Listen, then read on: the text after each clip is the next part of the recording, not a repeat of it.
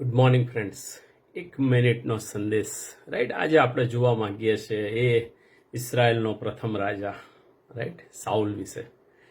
તમે સાઉલના સંદર્ભમાં બાઇબલમાં તપાસો તો આપણને પહેલો સમુએલને એના 10મા અધ્યાયની પહેલી કલમથી લઈ અને પહેલા સમુએલના 15મા અધ્યાય સુધી, એટલે કે 5 અધ્યાયની અંદર સાઉલની વાત આપણને વાંચવા મળે છે. પણ તમારે એક બેઠકે શાંતિથી એને વાંચવાનું, એનું વિશ્લેષણ કરવાનું. રાઈટ, ઈશ્વરે સાઉલને પસંદ કર્યો. બિન્યામીનનું કુળ, સૌથી છેલ્લું, જેને નાનું કુળ કહેવામાં આવે, એમાંથી ઈશ્વરે સાઉલ રાજાને, કિસના દીકરા સાઉલને પસંદ કર્યો. રાઈટ, પણ એ પહેલાં તમે વાંચો 8મો અધ્યાય, પહેલો સમુએલ અને 8મો અધ્યાય, રાઈટ, અને એની 10મી કલમથી 18મી કલમ સુધીની અંદર ઈશ્વર એમના મનની અંદર જે બાબત હતી ને, ચેતવણી, એ ઈશ્વર એ ઇઝરાયલ પ્રજાની આગળ સમુએલ મારફતે કહેવડાવી દે છે. રાઈટ, કે રાજા તમે માગો છો, પણ એના રિફ્લેક્શન, એના પ્રત્યાઘાત કેવા આવશે એ ત્યાં જણાવી દેશે.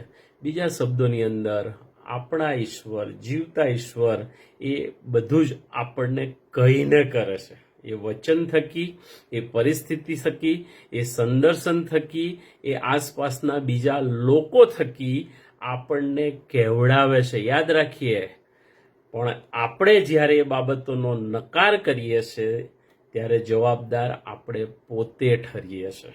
રાઈટ, અને અહીંયા ઇઝરાયલ પ્રજાને રાજા શું કરશે આવીને, એનું આખું વિવરણ તમે વાંચો 8મો અધ્યાય અને એની 10થી 18મી કલમની અંદર વિવરણ કરી દેવામાં આવે છે. રાઈટ, અને પછી આગળ 9મી કલમથી ઈશ્વર એમનું આયોજન સમુએલ મારફતે ચાલુ કરાવડાવે છે. અને આ 5 અધ્યાયની અંદર સાઉલની આપણને ચડતી પણ જોવા મળે છે અને સાઉલની પડતી પણ જોવા મળે છે. ઈશ્વર એને પસંદ પણ કરે છે અને ઈશ્વર એને નાપસંદ પણ કરે છે. રાઈટ, કેમ? કારણ કે માનવીય સ્વભાવ ફાઇનલી તો બંડખોર સ્વભાવ છે. રાઈટ, હા, અને સાઉલ એમ સમજે છે કે હું ઇઝરાયલનો રાજા છું, મારા થકી ઇઝરાયલ અસ્તિત્વમાં આવ્યું, હું જે કહું છું એ જ બધું થાય છે. એ ઈશ્વરની સમક્ષતાને ભૂલી જાય છે.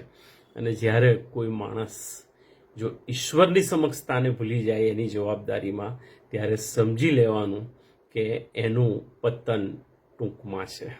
રાઈટ, અને એટલે તમે મારી સાથે કાઢો દાનિયેલ પ્રબોધકનું પુસ્તક, બરાબર, અને એનો 2જો અધ્યાય.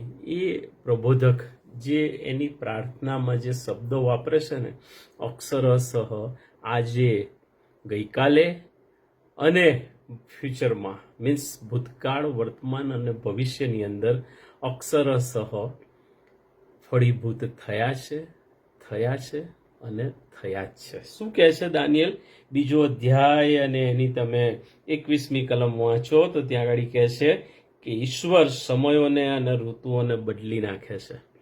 રાઈટ, પછી કહે છે તે રાજાઓને પદભ્રષ્ટ કરે છે અને રાજાઓને ગાદીએ બેસાડે છે. તે જ્ઞાનીઓને જ્ઞાન અને બુદ્ધિમાનોને કહે છે અક્કલ આપે છે. આપણો ઈશ્વર એ સર્વસમર્થ ઈશ્વર છે. ભલે દુનિયા માને કે ના માને, પણ જે ઈશ્વરને ઓળખનારા છે એમણે તો માનવું જ રહ્યું. કારણ કે દુનિયાના બધા સિલેબસ બદલાય છે, દુનિયાની બધી ટેકનોલોજી આઉટડેટેડ પણ થઈ જાય છે ને એડવાન્સ પણ આવે છે.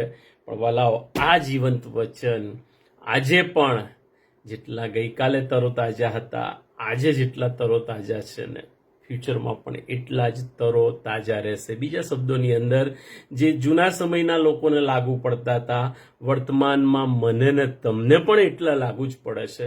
અને ફ્યુચરમાં ગમે એટલી ટેકનોલોજી આગળ વધે, પણ આ વચનો અક્ષરશઃ લાગુ પડશે ને પડશે જ.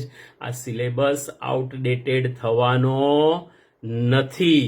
અને એટલે જેટલા વચનને વળગી રહીશું, જેટલો વચનને પ્રેમ કરીશું, જેટલો વચનને આપણે સમજીશું, ઇટ્સ એ ઇન્વેસ્ટમેન્ટ.